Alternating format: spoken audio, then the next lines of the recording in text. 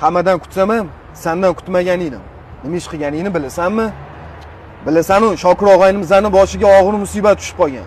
Shu kunlardan foydalanyapsan-da. Mana bunisi zo'r ekan. Zo'r aka. Qancha bo'pti bular? Bu 1,5 ming dollar aka.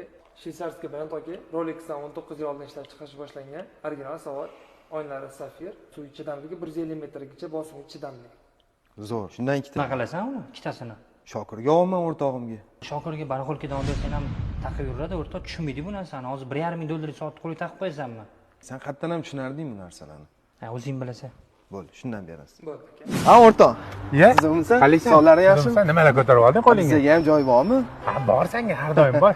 Senga olib keldim buni. Nima bu? Taqib yurasan. Qimmat bo'lsa kerak. Narxini nima qilasan? Qo'yaversang-chi. Polvon, charchamayapsanmi? O'rtoq kelganingizni sezmay qoldim. Ha, bu qo'lingni soat ko'rinmaydi. Shu desa, onam mazasi qochib qoldi. Roshan o'rtog'imiz baraka topsam, 100 dollar turarkan soat 200 dollar berib, yordam qilib ketdi. Ha, shunaqami? Shunaqa paytdan foydalanib o'zingcha arzon olib qolib xursand bo'lib yuribsan-da, ha?